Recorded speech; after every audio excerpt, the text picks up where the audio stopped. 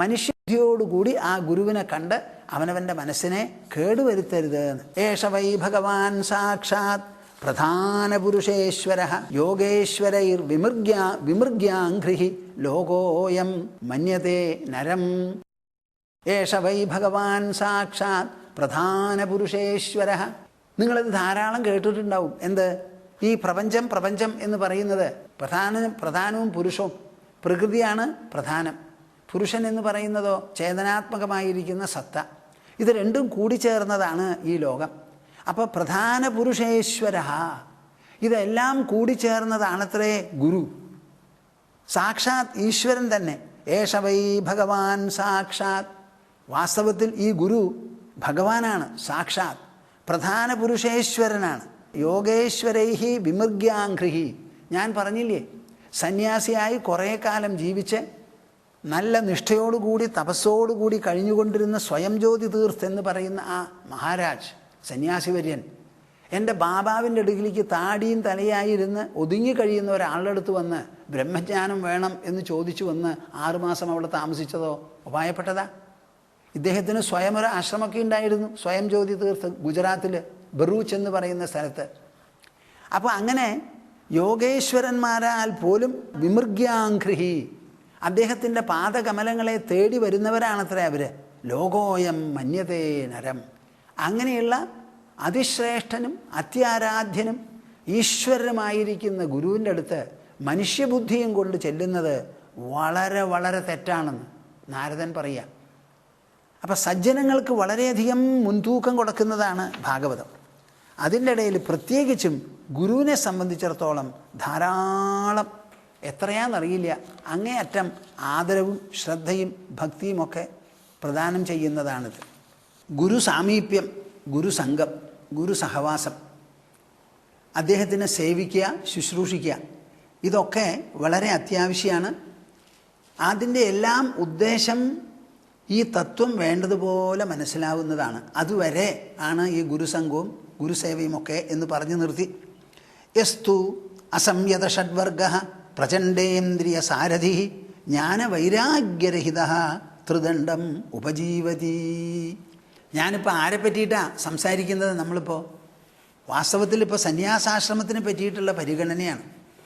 ആ സന്യാസാശ്രമം സ്വീകരിച്ച ആൾ പോലും പരമതത്വത്തെ മനസ്സിലാക്കാൻ കഴിഞ്ഞില്ല എന്ന് വന്നാൽ ഉടനെ തത്വം നമുക്ക് പറഞ്ഞു തരാനും ഉപദേശിക്കാനും വാക്കുകളല്ലാത്ത ഉപരിസ്വാധീനങ്ങൾ നമ്മളിൽ ചെലുത്താനും പറ്റിയ ഒരു ഗുരുവിൻ്റെ അടുത്ത് പോകണം എന്ന് പറഞ്ഞു.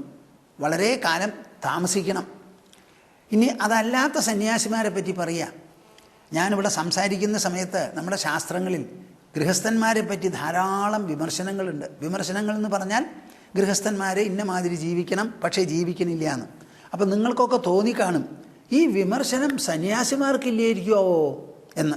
ശാസ്ത്രം പറയുമ്പോൾ ഒരാളെ ഒഴിച്ചു നിർത്തില്ല. ബ്രഹ്മചാരിക്ക് ഒരു ഒഴിവില്ല, ഗൃഹസ്ഥന് ഒരു ഒഴിവില്ല, വാനപ്രസ്ഥനും ഇല്ല, സന്യാസിക്കും ഇല്ല, ഭക്തന്മാർക്കും ഇല്ല. അപ്പോൾ ഇവിടെ വളരെ വ്യക്തമായിട്ട് പറയുകയാണ് ആര്? കൃഷ്ണൻ. യസ്തു അസംയത ഷഡ്വർഗ പ്രചണ്ഡേന്ദ്രിയ സാരഥി. സന്യാസിക്ക് പാടില്ലാത്ത കാര്യങ്ങളാണ് അവിടെ പറയുന്നത്. യഹ തു, ആരാണോ അസംയത ഷഡ്വർഗ. എന്താ ഈ ഷഡ്വർഗം എന്ന് പറയുന്നത്? 5 ഇന്ദ്രിയങ്ങളും ഒരു മനസ്സുമാവാം. അല്ലെങ്കിലോ സാധാരണ നമ്മൾ പറയാറുള്ളതാണ് കേരളീയർ, കാമം, ക്രോധം, ലോഭം, മോഹം, മദം, മാത്സര്യം എന്ന് പറയുന്ന 6 ഇത് വേണ്ടതുപോലെ മെരുക്കിയെടുക്കാൻ സാധിക്കാതെ അസംയതമായിരിക്കുന്ന ഷഡ്വർഗങ്ങൾ, ഈ 6 കൂട്ടങ്ങൾ. പ്രചണ്ഡേന്ദ്രിയ സാരഥി. ഈ ഇന്ദ്രിയങ്ങളെയൊക്കെ വേണ്ടതുപോലെ നിയോഗിച്ച് വിനിയോഗിച്ച് മുമ്പോട്ട് പോകേണ്ടത് നമ്മുടെ ബുദ്ധിയാണ്. ആ ബുദ്ധിയോ വളരെ ആസക്തമായിരിക്കുന്നു. അങ്ങനെ ആഗ്രഹം, ആർത്തി ഇതൊക്കെ ധാരാളം ബുദ്ധിയിൽ കടന്നുകൂടിയിരിക്കുക. അങ്ങനെ ഒരാൾ യസ്തു അസംയത ഷഡ്വർഗ. അപ്പോൾ ഇന്ദ്രിയങ്ങളുടെ നിലവാരത്തിൽ ഒരു നിയന്ത്രണമോ ഒരു മെരുക്കോ അവിടെയില്ല.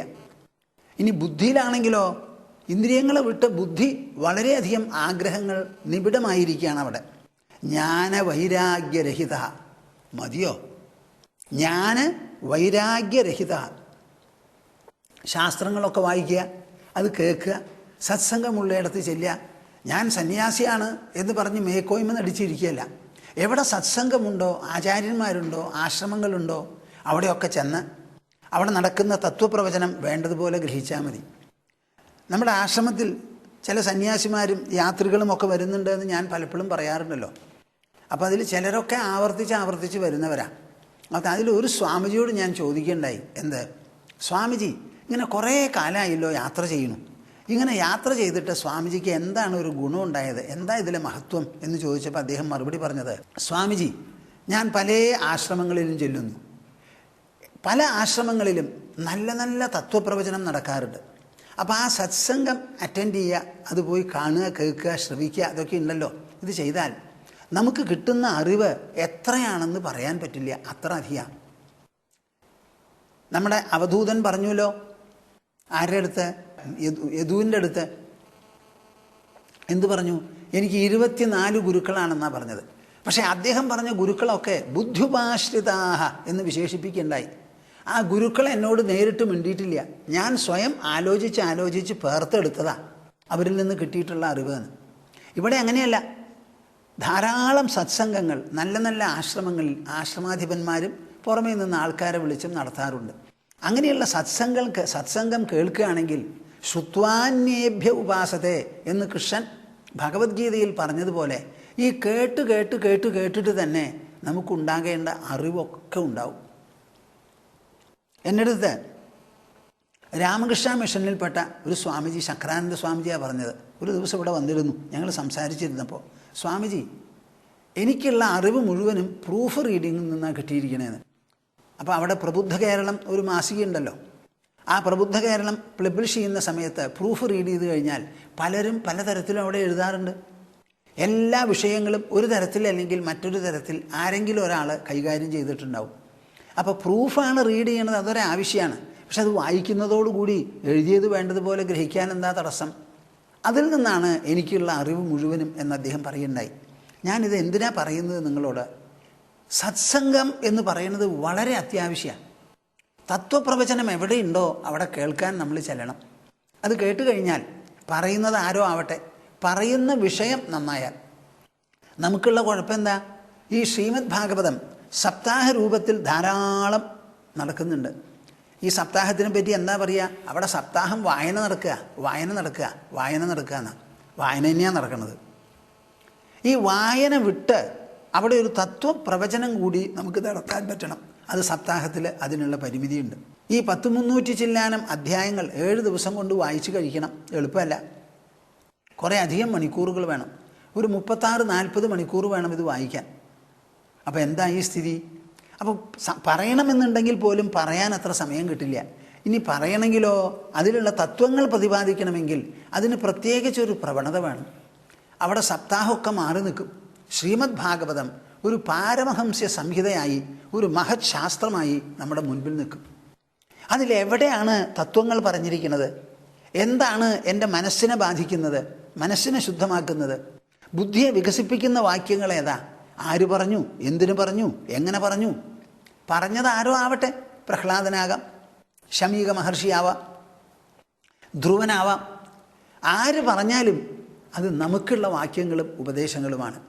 അത് മനസ്സിലാക്കി, അത് ഉൾക്കൊണ്ട്, അത് മനനം ചെയ്ത് അങ്ങനെ നിധിധ്യാസനവും കൂടി ചെയ്യുമ്പോഴാണ് ഈ ശാസ്ത്രം ശരിക്ക് അർത്ഥവത്താവുക, സാഫല്യകരമാവുക. അങ്ങനെ ചെയ്യുന്നവർ പ്രകൃത്യാ വളരെ ചുരുക്കമാണ്. എന്താ കാരണം? മോക്ഷം കിട്ടണം എന്നാണ്.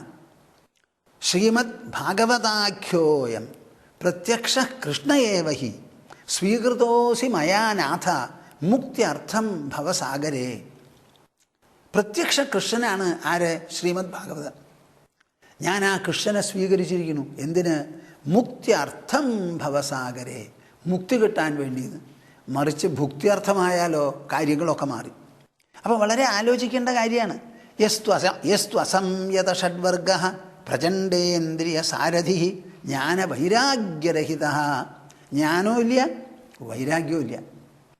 എല്ലാം കൂടി സാധന ചതുഷ്ടയം എന്നാണ് പറയുക. ആർക്ക്? ബ്രഹ്മവിദ്യ ജിജ്ഞാസുവിന്. മോക്ഷം കിട്ടണം എന്നുണ്ടെങ്കിൽ അതിന് 4 വിധം യോഗ്യതകളാണ്.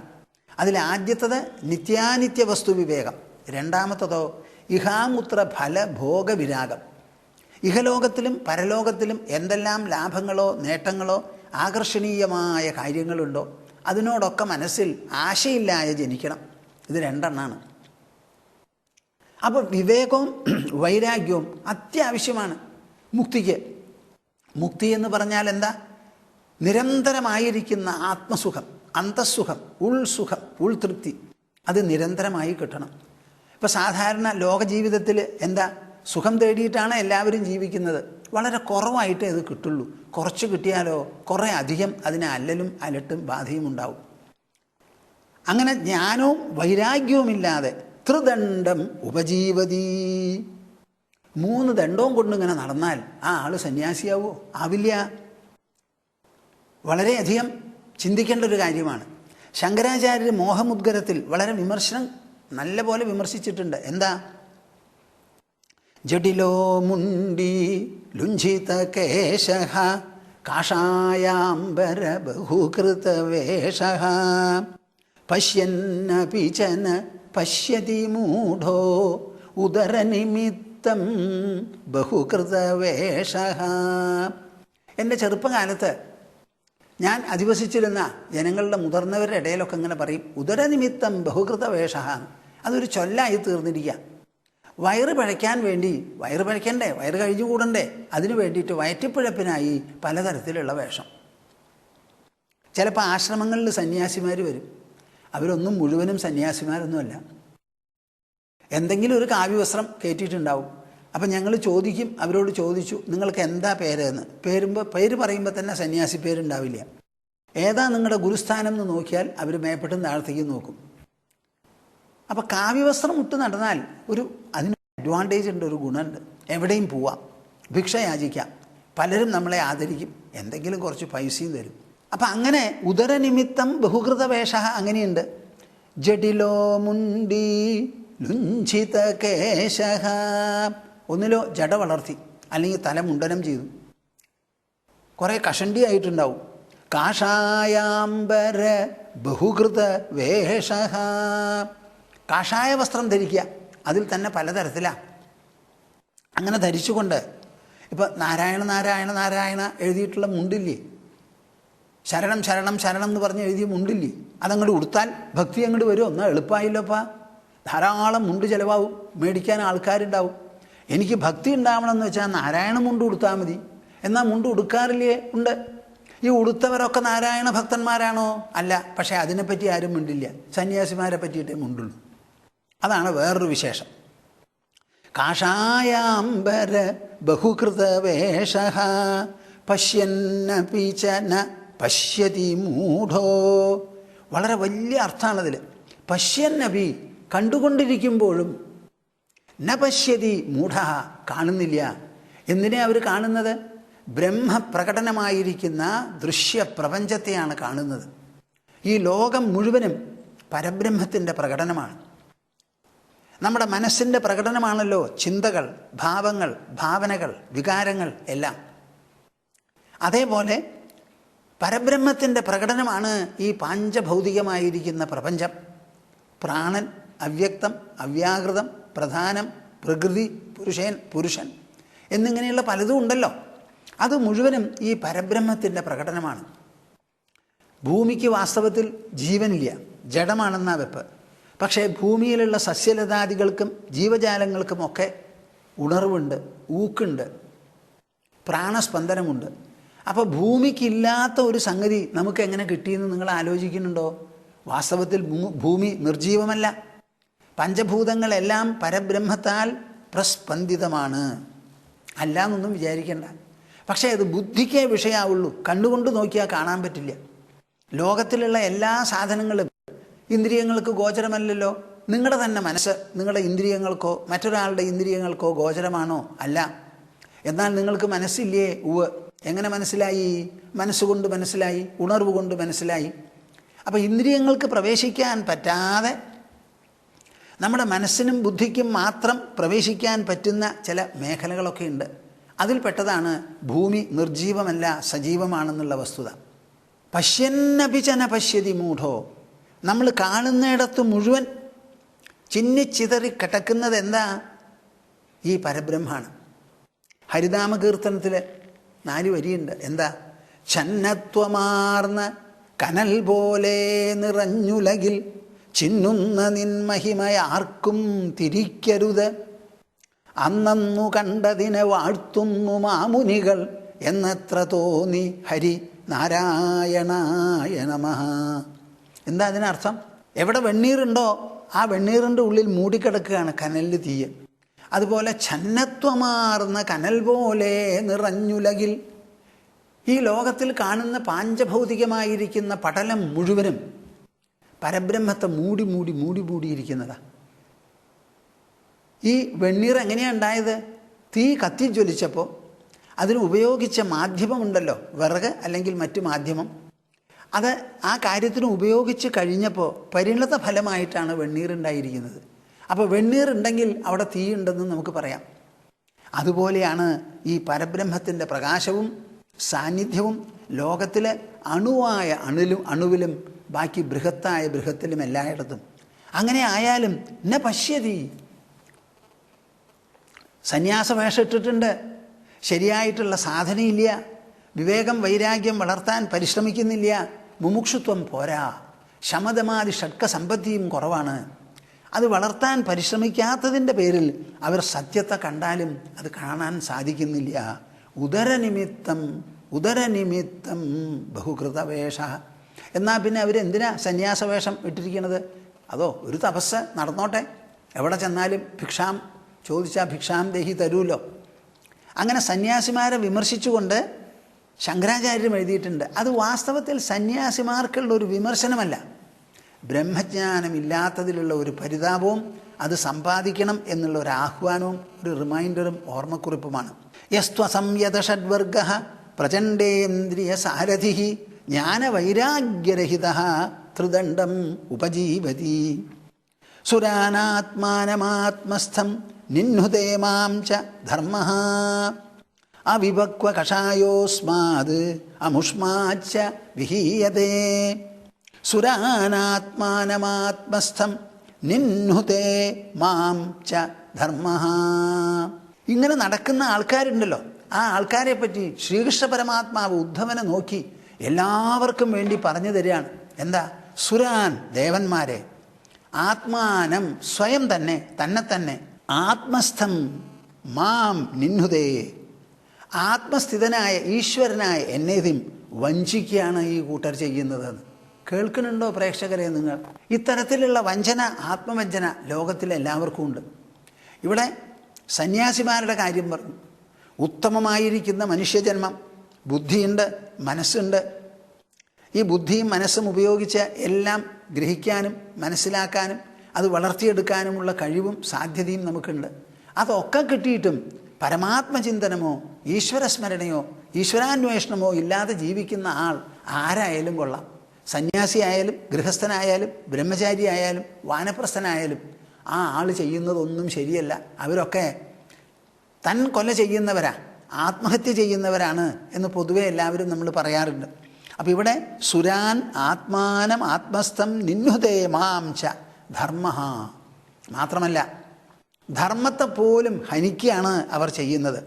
അവിഭക്വ കഷായോസ്മാത് അമുഷ്മാച്ച വിഹീയതേ. അതിനെന്താ കാരണം? ആ വിഭക്വ കഷായ, കഷായം എന്ന് പറഞ്ഞാൽ മനസ്സിൽ പറ്റിപ്പിടിച്ച് കിടക്കുന്നതായ വാസനകൾ. സാധാരണഗതിക്ക് പൗരാണിക ഭാഷയിൽ പൂർവജന്മവാസന എന്ന് പറയും. എന്തു വാസനയോ ആവട്ടെ, മനസ്സിൽ പറ്റിപ്പിടിച്ച് കിടക്കുന്ന ആഗ്രഹങ്ങൾ, അതിസൂക്ഷ്മമായിരിക്കുന്ന ആഗ്രഹങ്ങൾ. ഈ ആഗ്രഹങ്ങളെ 3ആയിട്ട് തരംതിരിച്ചിരിക്കുക. എന്താ?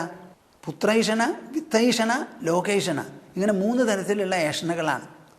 സന്താനമുണ്ടാവണം എന്നൊരാശ, ലോകത്തിൽ ഖ്യാതി പ്രസിദ്ധി വേണം എന്നൊരു വിചാരം, പിന്നെ ധനം വേണം എന്നൊരാർത്തി. ഇങ്ങനെ 3 ഏഷണകളാണ് നമ്മുടെ മനസ്സിലുള്ളത്. അങ്ങനെ ഈ ഏഷണകളെ ആ വിഭക്വ കഷായ, അതിനെ പാകപ്പെടുത്തിയെടുക്കാൻ നമുക്ക് സാധിച്ചിട്ടില്ല. എന്താ ഈ പാകപ്പെടുത്തൽ? നിങ്ങൾ കേൾക്കുന്നുണ്ടോ ശരിക്ക്? മനസ്സിൽ കിടക്കുന്ന ലേറ്റൻ ടെൻഡൻസീസ് അങ്ങനെ കോയിലായിട്ട് കിടക്കുന്നുണ്ടല്ലോ, ആ വാസനാബലത്തെ മുഴുവനും കണ്ണടച്ച് ഉള്ളിൽ ആത്മനിരീക്ഷണം, സ്വയം പരിശോധിച്ച് എന്തെല്ലാം ആഗ്രഹങ്ങളാണ് എൻ്റെ ഉള്ളിൽ ഒളിഞ്ഞു കിടക്കുന്നത്. അത് കുറച്ച് സമയം ചെലവ് ചെയ്ത് പരിശോധിച്ച് നോക്കി കണ്ടെത്തി ഇത് ശരിയല്ല. എനിക്ക് ആവശ്യം ആത്മസുഖമാണ്. ആത്മസുഖം ഈ ആഗ്രഹങ്ങൾ പിന്നാലെ പോയാൽ ഒരു കാര്യവുമില്ല. നേരെ മറിച്ച് ഈ ആഗ്രഹങ്ങളെ ഉപശമിപ്പിക്കുന്നതിലാണ് എനിക്ക് ശമഗുണം വരിക, ആത്മസുഖം അനുഭവിക്കാൻ പറ്റുക എന്ന് വിചാരിച്ച് ഉള്ളതിനെ കണ്ടെത്തി അതിനെതിരെ നമ്മുടെ ബുദ്ധിയെയും മനസ്സിനെയും സജ്ജമാക്കി നിർത്തുക. ഞാൻ എപ്പോഴും പറയും, മനുഷ്യജീവിതത്തിൽ ഒരു പ്രക്രിയാദ്വയം ആണ് എപ്പോഴും ആവശ്യം. ഒരു ഇരട്ട പ്രക്രിയ. എന്താണത്? അനാശാസ്യമായിരിക്കുന്ന വശങ്ങളെ ദൂരീകരിക്കുക, വിട്ടുകളയുക, ആശാസ്യമായത് ഉൾക്കൊള്ളുക. ഇത് അന്തിമ ശ്വാസം വരെ നടക്കേണ്ട ട്വിൻ പ്രോസസ്സാണിത്. അങ്ങനെ മനസ്സിൽ പരിശോധിച്ച് നോക്കി ആ ഉള്ള വാസനകളെ തത്വവിചാരം ചെയ്ത് അതിനെ പാകപ്പെടുത്തി ഇല്ലാതെയാക്കി തീർക്കണം. അങ്ങനെ ചെയ്യാത്തതിനാൽ എന്തു വരുന്നു? അസ്മാത് അമുഷ്മാച്ച വിഹീയതേ. ഈ ലോകത്തിൽ നിന്നും പരലോകത്തിൽ നിന്നും ആ ആൾ ഭ്രംശിതൻ, നഷ്ടപ്പെട്ടു പോകും. ആ ആൾക്ക് വാസ്തവത്തിൽ ഐഹിക സുഖവുമില്ല, പാരത്രിക സുഖവുമില്ല. ഈ രണ്ട് സുഖവും നമുക്ക് വേണമെങ്കിൽ ഒരു ഹെൽത്തി മൈൻഡോടുകൂടി, ആരോഗ്യഭൂയിഷ്ടമായിരിക്കുന്ന ഒരു മനസ്സോടുകൂടി നമുക്കിവിടെ ജീവിക്കണം. ആരോഗ്യപൂർണമായ മനസ്സ് വേണം. ആ മനസ്സിൽ ആഗ്രഹം എപ്പോഴും ഒരു രോഗമാണ്. സുരാനാത്മാനമാത്മസ്ഥം നിന്നുതേ മാം ച ധർമ്മ അവിഭക്വ കഷായോസ്മാത് അമുഷ്മാച്ച വിഹീയതേ. ഞാനിത് പറയുമ്പോൾ നിങ്ങളുടെ പ്രതികരണം എന്താണെന്ന് എനിക്ക് മനസ്സിലാക്കാൻ പറ്റുന്നില്ല. അടുത്തുള്ളവരാണെങ്കിൽ ഞാൻ മുഖത്ത് നോക്കും, അവർ തല കുലുക്കുന്നുണ്ടോ കേൾക്കുന്നുണ്ടോ എന്നൊക്കെ നോക്കി എനിക്ക് മനസ്സിലാക്കാം. എന്താ ഞാനിവിടെ പറയുന്നതെന്നറിയോ നിങ്ങൾക്ക്? മനുഷ്യജന്മത്തിൽ നമ്മുടെ മനസ്സിനെ സുന്ദരമാക്കുക, ആരോഗ്യപൂർണമാക്കുന്നതാണ് നമുക്ക് എപ്പോഴും ആവശ്യം. ഞാൻ എപ്പോഴും പറയും, നിങ്ങൾക്കൊരു മനസ്സുണ്ടപ്പാ, പല്ലുണ്ട്, ചുണ്ടുണ്ട്, ചിരിച്ചുകൊണ്ട് ജീവിച്ചൂടെ? എപ്പോഴും ലോകത്തിൽ ഇഷ്ടമുള്ളത് മുഴുവൻ നടക്കില്ല, ഇഷ്ടമില്ലാത്തത് ചിലത് വരും. ഈ ഇഷ്ടാനിഷ്ടങ്ങൾ ഇല്ലാതെയായി ഒരു ലോകജീവിതമില്ല. അപ്പോൾ അത് അതിൻ്റെ പാട്ടിലിരുന്നോട്ടെ, നിങ്ങൾ സന്തുഷ്ടചിത്തരായി കഴിഞ്ഞൂടെ? ഉണ്ടെങ്കിലും ഇല്ലെങ്കിലും 2 പെൺകുട്ടികൾ ഒരു ചെറിയ കുട്ടിയും കൂട്ടിക്കൊണ്ട് ഇന്നാണ് തോന്നുന്നു നമ്മുടെ ആശ്രമത്തിൽ വന്നു. 3 മാസമേ ആയുള്ളൂ കുട്ടി. അപ്പോൾ ഒന്ന് കാണിക്കണം, അവൾ പിറന്ന വീട്ടിലേക്ക് വന്നിരിക്കുക. നമ്മളിവിടെ സേവനം ചെയ്യുന്ന ഒരാളുടെ മകളാണ്. ആ കുട്ടിയെ എടുത്തുകൊണ്ട് വന്നു. ഞാൻ ആ കുട്ടിയെ മേടിച്ചു, മടിയിലിരുത്തി കുറച്ച് പഞ്ചസാര എടുത്ത് കൊടുത്തു. ചെറിയ കുട്ടികൾക്ക് അങ്ങനെ കൊടുക്കാറുണ്ട്. അത് കൊടുത്തതിന് ശേഷം അവർ പോയിട്ട് ഞാൻ പറയുമായിരുന്നു ഇവിടെ ബാക്കിയുള്ളവരോട്, നോക്കൂ 2 കുട്ടികൾ, പെൺകുട്ടികൾ, അവർക്ക് 2 ആൾക്കും കുട്ടികളായി. ഒരാൾക്ക് 3 പിന്നെ ഒരാൾക്ക് 2 ആണ് തോന്നുന്നു. ആ 2 കുട്ടികളെയും കൊണ്ട് പോകുമ്പോൾ നല്ല കുട്ടികൾ, എല്ലാ വിധത്തിലും പരമസന്തോഷം, മുഖത്തിന് നല്ല ശ്രീയുണ്ട്. ഞാൻ പറഞ്ഞു, നിങ്ങൾക്ക് ഇനി എന്താ വേണ്ടേ കൂട്ടരെ? ഒരു നല്ല കുടുംബവും 2 കുട്ടികളും, ഇതിൽ മേലെ ഒരു ഭാഗ്യം എന്താ ഒരു ഗൃഹസ്ഥനുള്ളത്? 2 സന്താനങ്ങൾ, പെൺകുട്ടികളാണ്. പരമസന്തോഷം അവർക്ക്. അവരുടെ മുഖം കാണണം. ഇങ്ങനെയുള്ള മുഖവും ഇങ്ങനെയുള്ള സന്തോഷവും പണക്കാരുടെ വീട്ടിൽ കാണാൻ വിഷമമാണ്. അപ്പോൾ നമുക്ക് സന്തോഷത്തോടു കൂടിയിരിക്കാൻ വലിയ വിഭവമൊന്നും ആവശ്യമില്ല. സന്തുഷ്ടമായിരിക്കുന്ന ഒരു മനസ്സ് മതി. ചിലരുടെ മനസ്സുണ്ട്, എന്തു വന്നാലും തൃപ്തിപ്പെടില്ല, മതിയോ, എപ്പോൾ നോക്കിയാൽ നീരസം, പരിഭവം, അതേ ഉള്ളൂ. വീട്ടിൽ ജീവിക്കുമ്പോൾ പലരും പലതും പറയും. ചിലപ്പോൾ ദേഷ്യപ്പെടും, ചിലപ്പോൾ കുറ്റം പറയും, ചിലപ്പോൾ ഒന്ന് കുരയ്ക്കും, അങ്ങനെ പലതുമൊക്കെ ഉണ്ടാവും. അതൊക്കെ ജീവിതത്തിൽ സർവ്വസാധാരണമായി വിട്ട് നിങ്ങളുടെ സന്തോഷത്തിന് നിങ്ങൾ എന്തിനാ പണയം വയ്ക്കണേപ്പാ? അപ്പോൾ ഇത് വളരെയധികം ചിന്തിക്കേണ്ട ഒരു കാര്യമാണ്. നമുക്കൊരു മനസ്സുണ്ട്. ആ മനസ്സിനെ ഈ മാതിരി കാര്യങ്ങളിലൂടെ വ്യാപരിപ്പിച്ച് നോക്കൂ. നമ്മൾ മനുഷ്യനായി ജീവിക്കുമ്പോൾ സന്തോഷമായിട്ട് ജീവിക്കണം. വലിയ പെരയോ വലിയ വീടോ മാളികയോ ഒന്നും ഉണ്ടാവില്ല, ചെറുത് മതിയല്ലോ. ഇപ്പം നിങ്ങൾ വിലപിടിച്ചൊരു കിടക്കയിൽ കിടന്നാലും വില കുറഞ്ഞൊരു കിടക്കയിൽ കിടന്നാലും ഉറങ്ങുന്ന സമയത്ത് കിടക്ക ഓർമ്മ വരുമോ? ഈ കിടക്കയെ മറന്നിട്ട് വേണ്ടേ ഉറങ്ങാൻ? അപ്പോൾ ഈ വിലപിടിച്ച കിടക്കയ്ക്ക് എന്താ അവിടെ വില? വല്ല വിലയുണ്ടോ ഉറക്കത്തിന്? പലരും കട്ടിൽ കിടന്നാൽ ഉറങ്ങില്ല, നിലത്ത് കിടന്നാൽ പരമസുഖമായിട്ട് കിടന്ന് ഉറങ്ങണ കാണാം. ക്ഷീണം ഉണ്ടെങ്കിൽ നമ്മൾ ഉറങ്ങും, ക്ഷീണമില്ലെങ്കിലോ ഉറങ്ങില്ല, ഉരുളേ ഉള്ളൂ. അപ്പോൾ നമുക്ക് എന്താ വേണ്ടത്? സന്തുഷ്ടമായ ഒരു മനസ്സാണ്. അപ്പം മനസ്സിനെ സന്തുഷ്ടമാക്കി നിർത്താനുള്ള ഒരു പരിശ്രമം വാസ്തവത്തിൽ വേദാന്തം മുഴുവനും അതല്ലേ. ആദ്യം മുതൽക്ക് അവസാനം വരെ മനുഷ്യനെ വിവേകം നൽകി, വൈരാഗ്യം നൽകി, ഷഡ്ഗുണസമ്പത്തി ഉണ്ടാക്കി, മോക്ഷം, സ്വാതന്ത്ര്യം, സ്വച്ഛത എന്ന് പറയുന്ന ആ പരിപൂർണത അവതരിപ്പിച്ച് മനസ്സിലങ്ങോട്ട് കൊടുക്കുക. ഇതാണ് വേദാന്തത്തിൻ്റെ ഉദ്ദേശം. അപ്പോൾ ഇത് രണ്ട് ലോകവും ഇല്ലാതെയായിത്തീരണു ആ ആൾക്ക് എന്ന്. സുരാനാത്മാനമാത്മസ്ഥം നിഹ്നുതേ മാം ച ധർമ്മ അവിപക്വ കഷായോസ്മാത് അമുഷ്മാച്ച വിഹീയതേ. ഇനി പലതും പറഞ്ഞല്ലോ, ഇനി ചുരുക്കി പറയുക. 4 ആശ്രമമാണ് ഇവിടെ പറഞ്ഞത്. ബ്രഹ്മചാരിക്ക് കാതലും കഴുമ്പുമായിട്ടുള്ള സാധന എന്താ, നിയന്ത്രണം എന്താ, മൂല്യം എന്താ. അതേപോലെ ഗൃഹസ്ഥൻ, വാനപ്രസ്ഥൻ, സന്യാസിക്ക് ഭിക്ഷോർധർമ്മ ശമോ അഹിംസ തപയീക്ഷാവനൗകസ ഗൃഹിണോ ഭൂതരക്ഷേജ്യ ദ്വിജസ്യാചാര്യസേവനം. ഇത്രയൊക്കെ വിശദമായി പറഞ്ഞു. ഇനി ചുരുക്കി പറയുകയാണ്. ഈ വിശദമാക്കി പറയുമ്പോൾ അനവധി ഗുണങ്ങൾ ഇതൊക്കെ കൊണ്ടു നടക്കാൻ പറ്റിയില്ലെങ്കിൽ ചുരുക്കി 1 or 2 എങ്കിലും നമുക്ക് ഉൾക്കൊള്ളിക്കാൻ സാധിച്ചാൽ നല്ലതാണ്. അപ്പോൾ പറയാണ് ഭിക്ഷോർധർമ്മ ശമോ അഹിംസ. ഒരു ഭിക്ഷു, സഞ്ചരിക്കുന്നതായ ഒരു സന്യാസി, ഒരു യതി, അദ്ദേഹത്തിൻ്റെ വിശേഷപ്പെട്ട ധർമ്മം, മൂല്യം എന്താ? ജീവിതത്തിൽ ഉള്ളടങ്ങേണ്ടതും കൊണ്ടു നടക്കേണ്ടതും അനുധാവനം ചെയ്യേണ്ടതുമായ മൂല്യം, നിയന്ത്രണം എന്താ? ശമഃ അഹിംസ. ഒരൊറ്റ ആളെ മനസ്സാ വാചാ കർമ്മണ ഉപദ്രവിക്കരുത്. ശമഃ, ആഗ്രഹം പുലർത്തരുത്. ആഗ്രഹിക്കുന്ന ഒരു മനസ്സ് നിങ്ങൾക്കുണ്ട്. ആഗ്രഹിക്കുന്ന മനസ്സ് അപവിത്രമാണ്, അശുദ്ധമാണ്. ആഗ്രഹമില്ലാത്ത മനസ്സ് പവിത്രവും ശുദ്ധവുമായി. ഞാനൊരു ചോദ്യം നിങ്ങളോട് ചോദിക്കട്ടെ. പവിത്രമായ മനസ്സിനെയാണോ ഈശ്വരൻ അനുഗ്രഹിക്കുക കൂടുതൽ, അതോ അപവിത്ര മനസ്സിനെയോ? നിങ്ങളുടെ മറുപടി എന്താണ്? ഒരു മറുപടി ഉണ്ടാവാൻ പറ്റുള്ളൂ. സ്വാമിജി, ശുദ്ധ മനസ്സുകാരെയാണ് ഈശ്വരൻ പൂർണ്ണമായിട്ട് അനുഗ്രഹിക്കുക. അപ്പം നിങ്ങൾ ആഗ്രഹം പുലർത്തിയാൽ നിങ്ങളുടെ മനസ്സ് എന്തായി? പവിത്രമല്ല, അശുദ്ധമായി. അപ്പോൾ ഈശ്വരാനുഗ്രഹം കിട്ടുകയാണെങ്കിൽ തന്നെ എത്ര കിട്ടും? ഒരു 2 മില്ലിമീറ്ററേ കിട്ടുള്ളൂ. ആഗ്രഹമില്ലാത്ത മനസ്സാണെങ്കിലോ ഒരു 100 മീറ്റർ വീതിയിലാണ് അനുഗ്രഹം വരിക. ഇത് നല്ല പോലെ മനസ്സിലാക്കിക്കോളൂ. അപ്പോൾ ഭിക്ഷോർധർമ്മ ശമഃ. ശമം എന്ന് പറഞ്ഞാൽ സദൈവ വാസനാത്യാഗ ശമോയമിതി ശബ്ദിത. ആഗ്രഹങ്ങളെല്ലാം ഇല്ലാതെയാക്കി തീർക്കുക, വാസനാത്യാഗമാണ് ശമം എന്ന് പറയുന്നത്. അഹിംസ, ഒരാളെയും ഉപദ്രവിക്കാനും പാടില്ല. നമ്മൾ നടക്കുന്ന സമയത്ത് പലതും പറഞ്ഞു എന്ന് വരാം. ഒരു വീട്ടിൽ ചെന്നാൽ എന്തിനാ വന്നതെന്ന് ചോദിക്കാം, മടങ്ങി അങ്ങനെ പോവാം. അയ്യോ തെറ്റിപ്പോയി എന്ന് പറഞ്ഞിട്ട് പോയി കളയാം. വേറൊരു വീട്ടിൽ വന്നാൽ അയ്യോ 1 മിനിറ്റ് നിൽക്കൂ, ഇതാ ഇപ്പോൾ കൊണ്ടുവരാമെന്ന് പറഞ്ഞ് നിങ്ങൾ ഉദ്ദേശിച്ചതിലേറെ കൊണ്ടുവന്ന് ഭക്ഷണം തന്നു എന്ന് വരാം. അങ്ങനെ എന്തുണ്ടെങ്കിലും അതിന് നമുക്കൊരു കുഴപ്പമുണ്ടാവരുത്. നാം സഞ്ചരിക്കുന്നത് നമുക്ക് വേണ്ടിയിട്ടാണ്, ബാക്കിയുള്ളവർക്ക് വേണ്ടിയിട്ടല്ല. ഒരു വീട്ടിൽ കടന്നു പോകാനുള്ള അധികാരം പോലും നമുക്കില്ല. പക്ഷേ ഭിക്ഷുവാണെന്നുള്ള നിലയ്ക്ക് അവരെ അനുഗ്രഹിക്കാൻ വേണ്ടി നമ്മൾ പോകണം. അതവർ മനസ്സിലാക്കുന്നില്ലായിരിക്കാം. അപ്പോൾ ചിലരെ സ്വാഗതം ചെയ്യും, ചിലരെ സ്വാഗതം ചെയ്യില്ല. ചിലർ നല്ലതുപോലെ ഭിക്ഷ തരും, ചിലരോ അത്ര നന്നായില്ല എന്ന് വരും. എന്തു തന്നെ വന്നാലും മറ്റൊരാളെ പറ്റി മനസ്സിൽ ഉപദ്രവകരമായ ഒരു തോന്നലും ഒരു പ്രതികരണവും ഉണ്ടാവരുത്, ആഗ്രഹവും ഉണ്ടാവരുത്. തപയീക്ഷാവനൗകസഃ.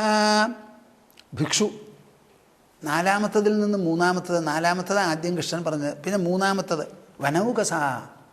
വനത്തിൽ സഞ്ചരിച്ചുകൊണ്ട് വാനപ്രസന്മാരായിരിക്കുന്നവരുണ്ടല്ലോ, അവർക്ക് പ്രധാനമായിട്ടുള്ളത് എന്താ? തപസ്സും പരമതത്വവിചാരവും. ഈക്ഷ എന്ന് പറഞ്ഞാൽ ആത്മതത്വത്തെക്കുറിച്ച് ഇങ്ങനെ വിചാരം ചെയ്യുക. തപഹ എന്ന് പറഞ്ഞാൽ തപസ്. അവരുടെ ജീവിതം തന്നെ ഒരു തപസ്സാണ്. വന്യമായിരിക്കുന്ന വസ്തുക്കളിൽ നിന്ന് മാത്രം ഭക്ഷണം തേടിക്കൊണ്ടിരിക്കുക, പിറ്റേ ദിവസത്തേക്ക് കരുതാതെ ഇരിക്കുക, കിട്ടിയത് കൊണ്ട് തൃപ്തിപ്പെടുക, കൂടെയുള്ളവർക്കൊക്കെ പങ്കുവെച്ച് കൊടുത്തതിന് ശേഷമേ താൻ കഴിക്കാൻ പാടുള്ളൂ. ഇങ്ങനെയുള്ള വ്രതങ്ങളും നിഷ്ഠകളും നിയന്ത്രണങ്ങളും ഒക്കെ അവർക്കുണ്ടാവും. തപയീക്ഷാവനൗകസഃ ഗൃഹിണോ ഭൂതരക്ഷേജ്യ. ഗൃഹസ്ഥാശ്രമികൾക്ക് എന്താ? ഭൂതരക്ഷേജ്യ. എന്താ അതിനർത്ഥം?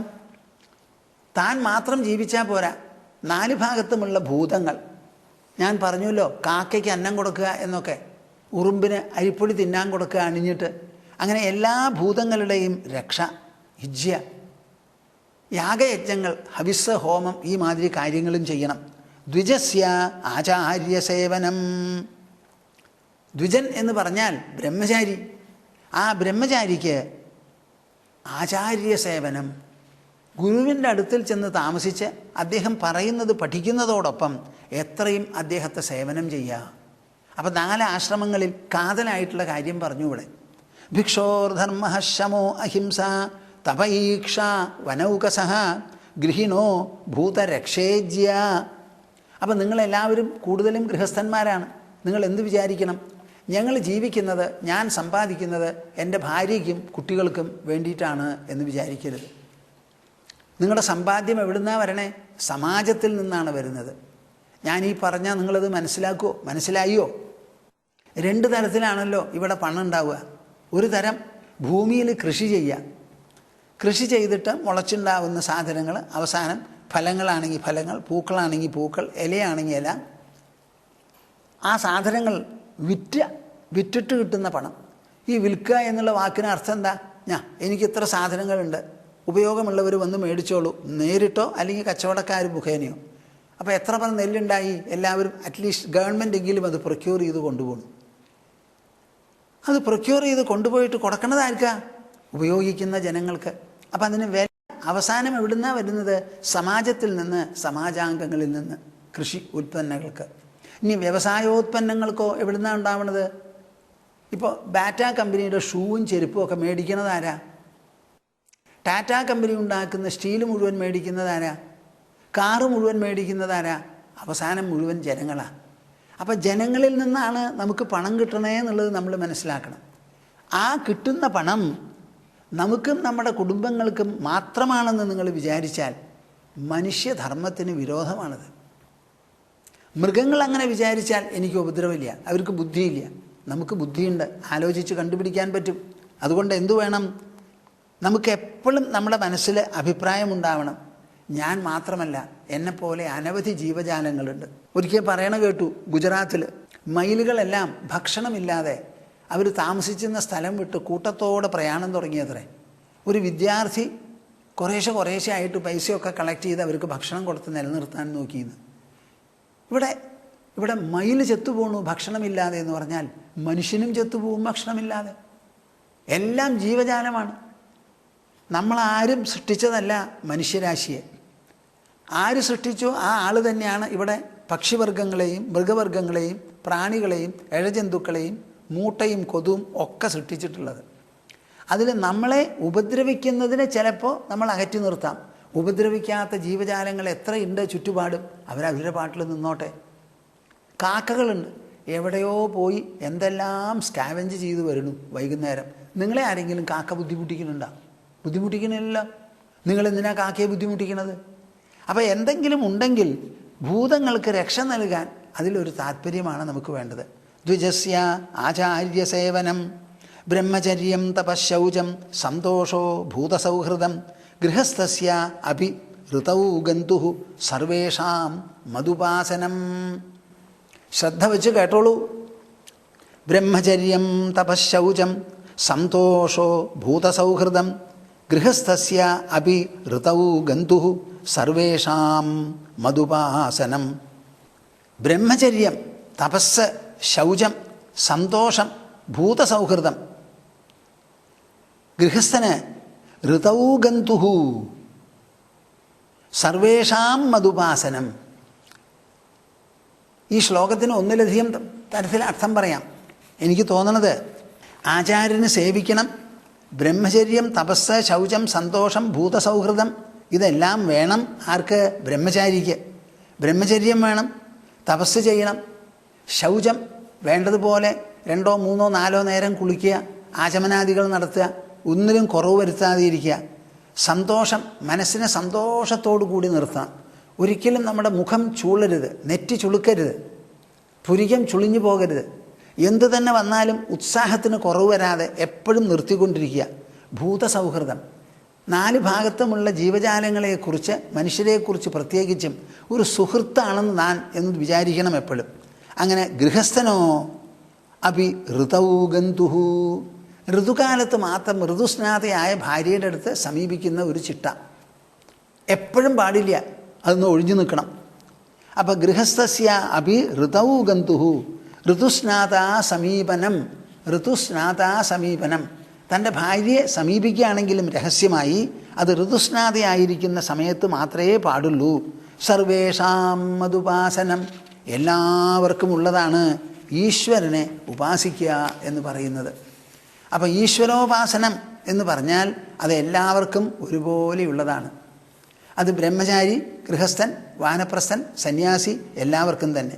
ഇതിമാം യസ്വധർമ്മേണ ഭജൻ നിത്യം അനന്യഭാഗ് സർവഭൂതേഷു മദ്ഭാവോ മദ്ഭക്തിം വിന്ദതേ ദൃഢാം. ശ്രീകൃഷ്ണൻ പരിസമാപിപ്പിക്കുകയാണപ്പോൾ. വർണ്ണാശ്രമധർമ്മങ്ങളെ ഈ അധ്യായങ്ങളിൽ വിവരിച്ചതിന് ശേഷം അവസാനം ഒരു പരിസമാപനം, സമാപ്തി വാക്യങ്ങളാണ് പറയുന്നത്. ഇതിമാം യസ്വധർമ്മേണ ഭജൻ നിത്യം അനന്യഭാഗ്. ഇപ്പോൾ ഓരോരുത്തരുടെയും വർണ്ണാശ്രമധർമ്മത്തെക്കുറിച്ചാണ് ഇപ്പോൾ പറഞ്ഞത്. ഈ വർണ്ണാശ്രമധർമ്മങ്ങൾക്കനുസരിച്ച് ജീവിക്കുന്ന ആൾക്കാരുണ്ടല്ലോ, ഇത് ഇപ്രകാരം മാം എന്നെ യഹ ആരാണോ സ്വധർമ്മേണ ഭജൻ നിത്യം അനന്യഭാഗ്, നിത്യം അനന്യഭാഗ് സ്വധർമ്മേണ ഭജൻ, നിരന്തരം. അനന്യഭാഗ് എന്നുള്ള വാക്കിന് എന്താ അർത്ഥം? അവനവൻ്റെ ധർമ്മത്തിൽ നിന്ന് സ്വല്പമെങ്കിലും വ്യതിയാനമോ വ്യതിചലനമോ ഇല്ലാതെ ശ്രദ്ധ വേണ്ടത്ര കേന്ദ്രീകരിച്ച് അതിനെ പിന്തുടർന്നുകൊണ്ടിരിക്കുന്നവൻ. സർവഭൂതേഷു മദ്ഭാവോ മദ്ഭക്തിം വിന്ദതേ ദൃഢാം. എല്ലാ ഭൂതങ്ങളിലും ഒരുപോലെ ഈശ്വരനുണ്ട് എന്നൊരു തോന്നലുണ്ടാവും. ഇപ്പം നിങ്ങളൊക്കെ ക്ഷേത്രത്തിൽ പോകുന്നവരാ. ക്ഷേത്രത്തിൽ പോയാൽ ആ ഗർഭഗൃഹത്തിൽ ചെന്ന് അവിടെ അലങ്കരിച്ച് നിൽക്കുന്ന വിഗ്രഹം മാത്രമേ നിങ്ങൾക്ക് ഈശ്വരൻ നിറഞ്ഞതായിട്ട് തോന്നാറുള്ളൂ. ആ ഗർഭഗൃഹവും കൂടി കാലിയ. നടന്നു പോണ മതൽക്കെട്ടിൻ്റെ ഉള്ളിലും നിങ്ങൾക്ക് ഈശ്വരബോധം ഉണ്ടാവില്ല. ആ ബിംബത്തിൽ മാത്രമേ ഉള്ളൂ. ഇവിടെ അങ്ങനെയല്ല. സർവഭൂതേഷു മദ്ഭാവോ, എല്ലാ ഭൂതങ്ങളിലും എൻ്റെയാണ്, ഞാനാണ്, ഈശ്വരൻ്റെയാണ്, ഈശ്വരൻ സ്ഥിതി ചെയ്യുന്നതാണ്. ഒരു വിഗ്രഹം എങ്ങനെ ഈശ്വര സാന്നിധ്യത്തെ സൂചിപ്പിക്കുന്നുവോ അതുപോലെ ലോകത്തിലെ അണുവായാലും പർവ്വതമായാലും സമുദ്രമായാലും കാറ്റായാലും ആകാശമായാലും ഗോളങ്ങളായാലും വൃക്ഷലതാദികളായാലും എന്തിലും ഈശ്വര സാന്നിധ്യമുണ്ട് എന്ന് തോന്നിത്തുടങ്ങും. അങ്ങനെ തോന്നിത്തുടങ്ങുമ്പോഴാണ് മദ്ഭക്തിം വിന്ദതേ ദൃഢാം. അചഞ്ചലമായിരിക്കുന്ന ഭക്തി, ഈശ്വരഭക്തി ഉണ്ടാവുന്നത്. അതുവരെ ഉള്ളതിനെ ഭക്തി എന്ന് പറഞ്ഞുകൂടാ. ഈശ്വരനോട് കുറഞ്ഞൊന്ന ആദരവുണ്ട്, ഈശ്വരനെ ഭയപ്പെടുന്നു, അദ്ദേഹത്തിനോട് കുറച്ചൊക്കെ പ്രതിബദ്ധത തോന്നുന്നു. ആ പ്രതിബദ്ധത മുഴുവനൊന്നുമല്ല, വികസിച്ചിട്ടില്ല, എല്ലാറ്റിനെയും ഗ്രഹിച്ചിട്ടുമില്ല. അതെ, നിങ്ങളെന്തത്ര തിരക്ക് കൂട്ടണേ, എന്താ അത്? ആരെങ്കിലും ചിലർ ആശ്രമത്തിലേക്ക് വരുമ്പോൾ എല്ലാവരും ചോദിക്കുക, ഇത്ര ചെറുപ്പത്തിലോ? ഇനി വയസ്സായിട്ട് എത്ര പേര് പോകുന്നുണ്ട്? ഇത് ചോദിക്കുന്ന ആൾ ചിലപ്പോൾ 65കാരനാവും. ഇത്ര ചെറുപ്പത്തിലെന്ന് പറഞ്ഞാൽ 60 വയസ്സായപ്പോൾ അദ്ദേഹം പോകാൻ തുടങ്ങണം. അങ്ങോട്ട് പോണില്ല, എന്നിട്ട് പറയാണ് ഇത്ര ചെറുപ്പത്തിലോ എന്ന്. അപ്പോൾ വയസ്സായ നിങ്ങൾ പോയോ? നിങ്ങൾ പോണില്ല, പിന്നെ എന്തിനാ എത്ര ചെറുപ്പത്തിലാന്ന് പറയണേ? അപ്പോൾ അവരുടെ ഭക്തി പിന്നെ എന്ത് ഭക്തിയാ? ഭക്തി എന്ന് പറഞ്ഞാൽ ഈശ്വരനെ സദാ സ്മരിക്കുന്നതോ സദാ ആശ്രയിക്കുന്നതോ ആണ് അതിൻ്റെ ലക്ഷണം. അപ്പോൾ സർവഭൂതേഷു മദ്ഭാവോ മദ്ഭക്തിം വിന്ദതേ ദൃഢാം. ഈ ഭക്തിയെ നമ്മൾ സർവഭൂത വ്യാപകമാക്കണം. എല്ലാ ഭൂതങ്ങളിലും ഒരുപോലെ വ്യാപിച്ചു കൊണ്ടിരിക്കുന്ന ഒരു നില അതിന് വരണം.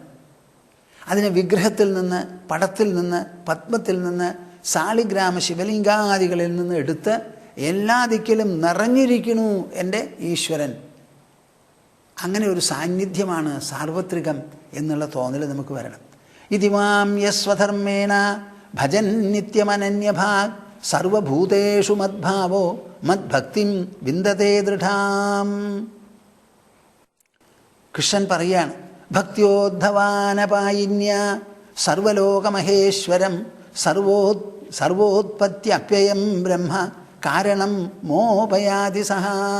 ഭക്തിയോദ്ധവാനപായിന്യ, അനപായിന്യ ഭക്തിയാ ഹേ ഉദ്ധവ. അനപായിന്യ, ഒരു തരത്തിലും അപായം. ഭക്തിക്ക് എന്താ അപായം? നമ്മളെ വിട്ടുപോവുക, അതിൽ കുറവ് വരിക, എന്തെങ്കിലും ക്ഷതമേൽക്കുക. ഇപ്പോൾ ചിലരൊക്കെ ഈശ്വരനെ ഉപാസിക്കുന്നവരുണ്ട്. എന്തെങ്കിലും ഒരഹിതം സംഭവിച്ചാൽ, അയ്യോ ഞാൻ എപ്പോഴും ഈശ്വരനെ ഭജിക്കുന്നവനാ, എന്നിട്ടും ഈശ്വരൻ എന്തിനാ എനിക്കിത് ചെയ്തത്?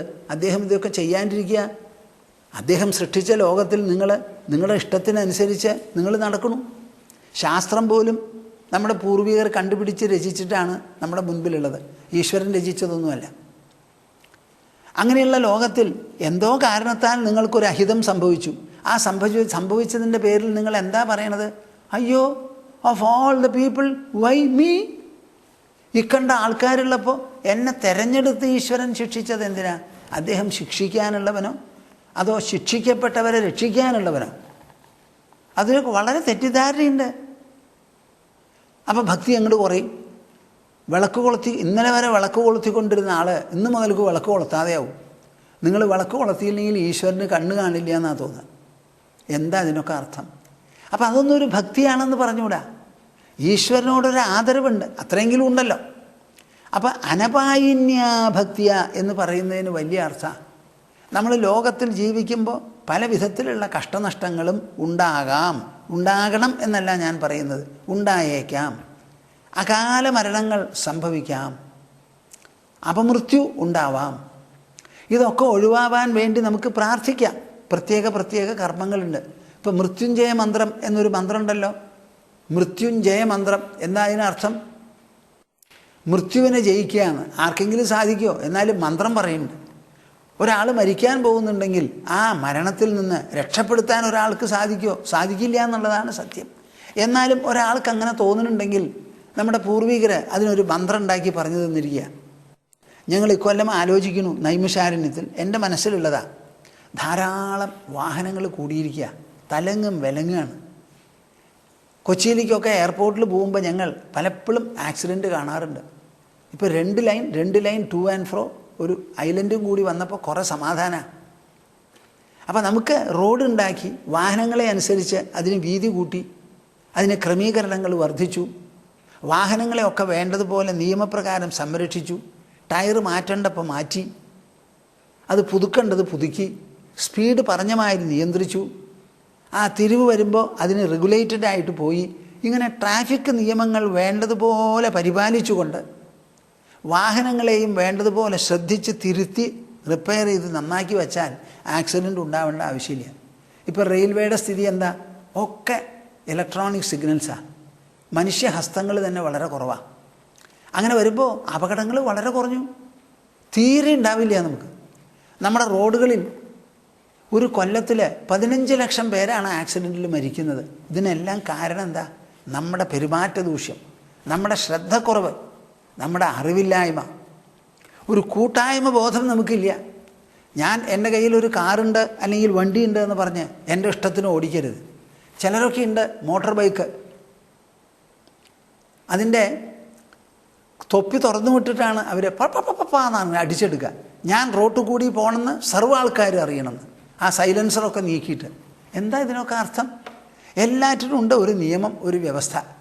എയർ ഹോൺ അടിക്കരുതെന്നാണ് നിയമം, എന്നാൽ എയർ ഹോൺ അടിക്കുകയാണ് എല്ലാവരും. എന്താ അതിന് കാരണം? ഞാനിപ്പോൾ അടുത്തുള്ളവരെയൊക്കെ വിളിച്ച് പറയുക, നിങ്ങളൊക്കെ താമസിക്കുന്നു റോഡിൻ്റെ ഇരുഭാഗങ്ങളിൽ. അവരിങ്ങനെ എയർ ഹോൺ അടിച്ച് പോകുമ്പോൾ ഗർഭത്തിലുള്ള കുട്ടിയുടെ തലച്ചോറിൻ്റെ വളർച്ച വരെ പ്രതികൂലമായി ബാധിക്കുന്നു. ഈ എയർ ഹോൺ അല്ലാതെ മറ്റു ഹോൺ പോരെ നമുക്ക്? ഹോൺ അടിക്കണത് ഏറ്റവും ചുരുക്കണം. ഇപ്പം അമേരിക്കയിലൊക്കെ പോയി ഒരാൾക്ക് ഹോൺ അടിക്കേണ്ടി വന്നാൽ ആ മറ്റു വാഹനങ്ങൾക്ക് വലിയ ഒരു അപമാനവും വെല്ലുവിളിയുമാണത്. ഹോൺ അടിപ്പിക്കരുത് നമ്മളെ കൊണ്ട്. എല്ലാവരും വേണ്ടതുപോലെ നിയന്ത്രിച്ച് ഓടിച്ചു എന്ന് വെച്ചാൽ എന്തിനാ ഹോൺ? അതിൻ്റെ ആവശ്യം എന്താ? അപ്പോൾ എങ്ങാനും അടിക്കേണ്ടി വന്നാൽ വലിയൊരു ആപത്ത് പോലെയത്, അപമാനം. അപ്പം നമുക്ക് പൗരബോധം പോരാ ഈ കാര്യത്തിൽ. ഒക്കെ നല്ല പോലെ നമുക്ക് വളരണം, വളരെ അത്യാവശ്യമാണ്. ഞാൻ എന്തിനാ ഇത് പറയുന്നത്? അനപായിന്യ ഭക്തിയ എന്നുള്ളതിനോട് അനുബന്ധിച്ച് പറയുകയാണ്. ഭക്തിക്ക് കോട്ടം വരാത്ത ഭക്തി, കുറയാത്തത്, ചൂളാത്തത്, പതറാത്തത്. ഈ പതറിച്ച് വരണത് എന്തുകൊണ്ടാണ്? ഈ ലോക ജീവിതത്തിൽ പല വിധത്തിലുള്ള ആഘാതങ്ങൾ നമുക്ക് വരുന്നു. ഈ ആഘാതങ്ങൾ കുറേയൊക്കെ മനുഷ്യകൃതമാണ്.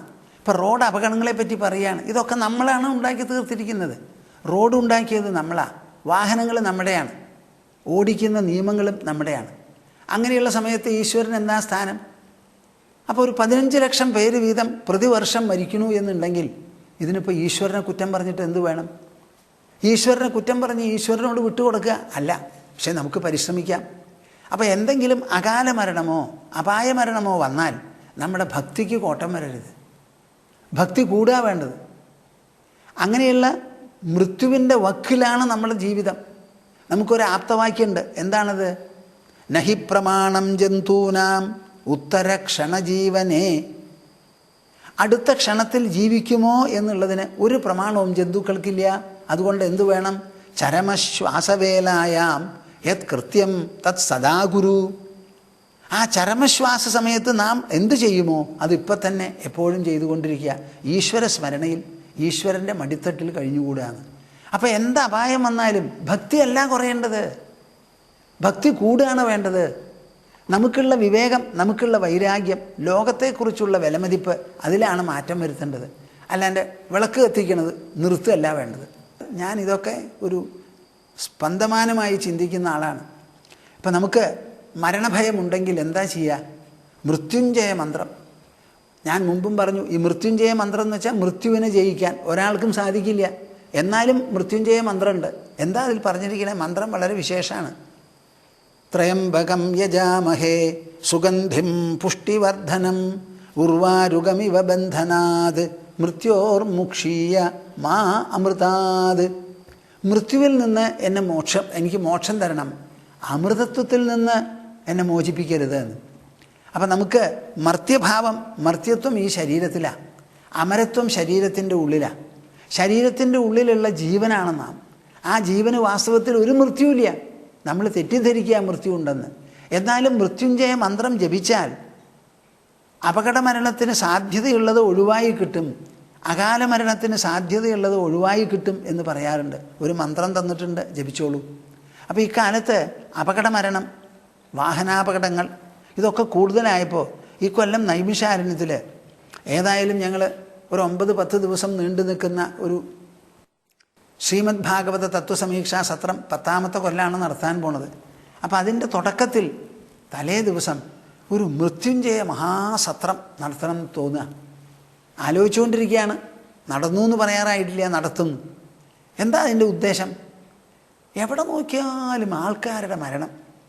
ഇപ്പോൾ ഡൽഹിയിൽ ന്യൂസ് പേപ്പറിൽ നോക്കിയാൽ ഇത്ര ആൾ ഇന്ന കൊല്ലം മരിച്ചു, 685ാമത്തെ മരണം, ഇങ്ങനെയൊക്കെ അവർ റിപ്പോർട്ട് ചെയ്യുക. അപ്പോൾ വാസ്തവത്തിൽ നമ്മുടെ റോഡുകൾ ആളുകളെ കൊല്ലാനാ റോഡ്, അതോ സുരക്ഷിതമായി സഞ്ചരിക്കാനോ? സംഭവിക്കുന്നത് മറിച്ചും. അപ്പോൾ ഇതിൽ എന്തൊക്കെ പറഞ്ഞാലും മനുഷ്യൻ്റെ മനസ്സിൻ്റെ ശ്രദ്ധക്കുറവുണ്ട്, കേന്ദ്രീകരണത്തിന് കുറവുണ്ട്. അപ്പോൾ ഇതിന് നമുക്ക് ചെയ്യാവുന്നത് എന്താ? ദൈവത്തിൻ്റെ പേരും പറഞ്ഞ് കൂട്ടായ്മയോടുകൂടി ഒരു യജ്ഞം നടത്തുക. അപ്പോൾ ആ യജ്ഞം നടത്തുമ്പോൾ ഇപ്പം ഞാൻ എപ്പോഴും നമ്മുടെ ലെക്ചറിന് മുമ്പ് പറയാറുണ്ട്, ഓംകാരം കൂട്ടായിട്ടൊരു 3 തവണ ജപിക്കുകയെന്ന്. അത് അവരെ നിർബന്ധിച്ച് പ്രേരിപ്പിച്ച് ജപിപ്പിക്കാറുണ്ട്. ഉദ്ദേശം എന്താ?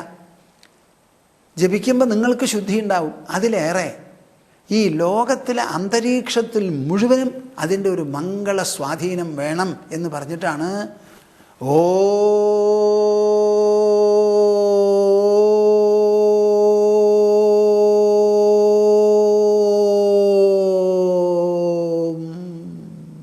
ഇങ്ങനെ ജപിക്കാറുള്ളത്.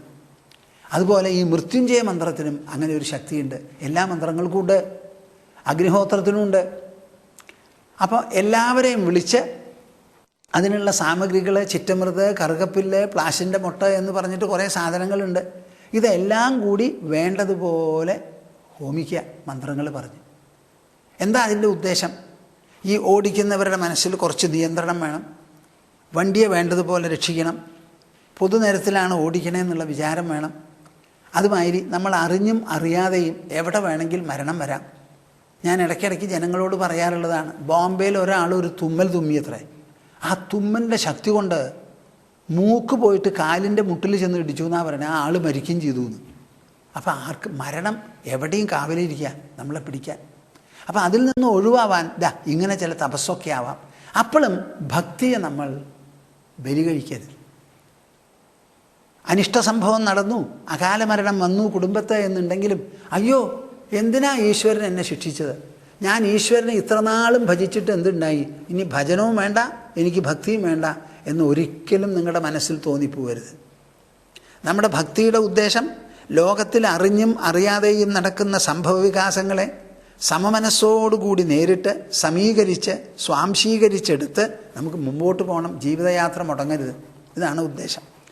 ഭക്തിയ ഉദ്ധവ അനപായിന്യ, ഭക്തിയോ ഉദ്ധവ അനപായിന്യ. ഹേ ഉദ്ധവ, അനപായിന്യ ഭക്തിയ സർവലോകമഹേശ്വരം സർവോത്പത്യപ്യയം കാരണം ബ്രഹ്മ മാ ഉപയാതി. എന്നെ പ്രാപിക്കുന്നു അത്രേ. ഞാൻ ആരാ? സർവലോകമഹേശ്വരം. കേൾക്കുന്നുണ്ടോ നിങ്ങൾ? ഈ നാരായണ കൃഷ്ണ എന്നൊക്കെ നിങ്ങൾ പറയുന്നുണ്ടല്ലോ, ശിവശിവ അമ്മയെന്ന്. ആരെയാ ഈ പറയുന്നത്? സർവലോക മഹേശ്വരം. എല്ലാ ലോകങ്ങളുടെയും മഹാനായ ഒരു ഈശ്വരനാണ്. ഉപായപ്പെട്ട ശക്തിയോ വൈഭവമോ അല്ല. സർവോത്പത്യപ്യയം. എന്താ ഈ വാക്കിനർത്ഥം? എല്ലാറ്റിൻ്റെയും ഉത്പത്തി. അതുപോലെ അപ്യയം എന്ന് പറഞ്ഞാൽ നാശം, സംഹാരം. ഇങ്ങനെ രണ്ടിനും ഒരുപോലെ കാരണമല്ല. വാസ്തവത്തിൽ ഈ ഉത്പത്തിയും അപ്യയവും രണ്ടും ഞാനാണ്. രണ്ടും ഈശ്വരനാണ്. അപ്പോൾ സർവ്വലോകങ്ങൾക്കും മഹേശ്വരനാണ്. എല്ലാ തരത്തിലുള്ള ഉത്പത്തിയും അപ്യയവും അദ്ദേഹം തന്നെയാണ് കാരണം. സർവ്വതിനും ഇവിടെ കാരണം. നല്ലതിന് ചീത്തയ്ക്ക്, പാപത്തിന് പുണ്യത്തിന്, നിൽപ്പിന് നിൽപ്പല്ലാത്തതിന്, എല്ലാറ്റിനും. ശ്രീകൃഷ്ണൻ ഗീതയിൽ പറഞ്ഞിട്ടുള്ളത് എന്താ? മത്തസ്മൃതി ജ്ഞാനം അപോഹനം ച എന്നാ പറഞ്ഞിരിക്കുന്നത്. എന്നിൽ നിന്നാണ് ഓർമ്മയും മറവും ഉണ്ടാകുന്നത്. മറക്കുക എന്നുണ്ടല്ലോ, ആ മറക്കലും എന്നിൽ നിന്നാണ്. എന്നിൽ നിന്നാണ് ഓർമ്മയും മറക്കലും. എല്ലാറ്റിനും ഞാനാണ് കാരണം. സർവോത്പത്യപ്യയം ബ്രഹ്മ കാരണം മാ. ഞാനാണ് വാസ്തവത്തിൽ ബ്രഹ്മം. ബ്രഹ്മത്തിനെയാണ് ഈശ്വരൻ എന്ന് പറയുന്നത്. സർവ്വതിനും കാരണമാണ്. അങ്ങനെയുള്ള ആ ബ്രഹ്മത്തെ അദ്ദേഹം പ്രാപിക്കുന്നു. ഇതിമാം യസ്വധർമ്മേണ ഭജൻ നിത്യമനന്യഭാഗ് എന്ന് പറഞ്ഞിടത്തു നിന്നാണ് തുടങ്ങിയത്. അപ്പോൾ ഈ സ്വധർമ്മം മുഴുവൻ എന്തിനാ? ജീവിതത്തിലൊരു നിയന്ത്രണം, ഒരു നടപ്പാത ഉണ്ടാക്കാൻ വേണ്ടിയിട്ടാണ്. ഒന്നുമില്ലെങ്കിൽ കുത്തഴിഞ്ഞൊരു ജീവിതമാവും. ആ കുത്തഴിയാത്ത ജീവിതം വേണം എന്ന് വിചാരിച്ച് ഇരിക്കുന്നതിൽ, നടക്കുന്നതിൽ, കുളിക്കുന്നതിൽ, ഉറങ്ങുന്നതിൽ, ഭക്ഷണം കഴിക്കുന്നതിൽ, എല്ലാറ്റിലും, സംസാരിക്കുന്നതിൽ, ചിന്തിക്കുന്നതിൽ, സമ്പർക്കം നടത്തുന്നതിൽ, എല്ലാറ്റിനും ഒരു അച്ചടക്കം, ഒരു ഡിസിപ്ലിൻ. ഏത് രാജ്യവും ഏത് പ്രജകളുമാണ് ശക്തരായിരിക്കുക? That society which has got discipline, which has got restrained, which has got a calculated strength of will. ഇച്ഛാശക്തി, ഐച്ഛികമായിരിക്കുന്ന ശക്തി വേണം നമുക്ക്. അതെവിടുന്നാ വരിക? അച്ചടക്കത്തിൽ നിന്നേ വരുള്ളൂ. കുത്തഴിഞ്ഞ ജീവിതമുള്ളവർക്ക് വേണ്ടത്ര ശക്തി ഉണ്ടാവില്ല. ആരാ ഒരു ജോലി നല്ലപോലെ ചെയ്യുക? അച്ചടക്കത്തോടെ കേന്ദ്രീകൃതമായി, കണ്ണാണെങ്കിൽ കണ്ണ്, കയ്യാണെങ്കിൽ കയ്യ്, മനസ്സാണെങ്കിൽ മനസ്സ്, എല്ലാം വേണ്ടതുപോലെ വിനിയോഗിച്ചാലേ ഒരു പ്രവൃത്തി നല്ലപോലെ ചെയ്യാൻ പറ്റുള്ളൂ. മനസ്സിനുള്ള ചില ഗുണങ്ങളാണ് പേഴ്സിവിയറൻസ്, ഡെഡിക്കേഷൻ, കമ്മിറ്റ്മെൻറ്റ്, ഇൻറ്റഗ്രിറ്റി, റെസല്യൂട്ട്നെസ്, അൺഫ്ലിഞ്ചിങ്നെസ്. ഇതൊക്കെ മനസ്സിനുള്ള ഗുണങ്ങളുടെ വാക്കുകളാണ്. അപ്പോൾ ഇങ്ങനെയുള്ളതൊക്കെ വളർത്തിയെടുക്കണം. സർവോത്പത്യപ്യയം ബ്രഹ്മ കാരണം മോപയാതി സഹ ഇതി സ്വധർമ്മനിർണിക്ത സത്വോ നിർജ്ഞാതമദ്ഗതി. ഇതി സ്വധർമ്മനിർണിക്ത സത്വോ നിർജ്ഞാത മദ്ഗതി ജ്ഞാനവിജ്ഞാനസമ്പന്നോ ന ചിരാത് സമുപൈതി മാം. പരിസമാപിപ്പിക്കുകയാണ് കൃഷ്ണൻ എന്ന് ഞാൻ പറഞ്ഞു. ഇങ്ങനെ ഈ പറഞ്ഞ മാതിരിയുള്ള വർണ്ണാശ്രമധർമ്മങ്ങളും എല്ലാവർക്കും സാമാന്യമായിട്ടുള്ള ആ ചിട്ടയുമൊക്കെ പറഞ്ഞുല്ലോ. സ്വധർമ്മ നിർണിക്ത സത്വ. ഈ വാക്കുകളുണ്ടല്ലോ, ഈ വാക്കുകളാണ് ഇതിൽ വിശേഷം.